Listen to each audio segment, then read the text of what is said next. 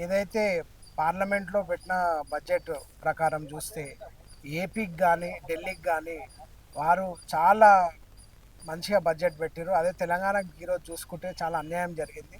ఎందుకంటే మూసీ సుందరీకరణ అని చెప్పి ఎంతో చాలా అద్భుతమైన ప్రాజెక్టు రేవంత్ రెడ్డి గారు రూపకల్పన దిద్దుతుంటే దానికి కనీసం కూడా ఏం శాంక్షన్ చేయకుండా, అదేవిధంగా ఐఐఎం యూనివర్సిటీ కానీ అండర్ డ్రైనేజ్ సిస్టమ్ కానీ అలాంటివి ఎన్నో ప్రాజెక్ట్స్ తీసుకొస్తుంటే సెంట్రల్ గవర్నమెంట్ నుంచి ఎటువంటి బడ్జెట్ లేక ఇది చాలా అన్యాయం జరుగుతుంది తెలంగాణకి. మరి అదేవిధంగా ఈ బీజేపీ పార్టీ ఎంపీలు దీనికోసం తీవ్రంగా కొట్లాడాలి.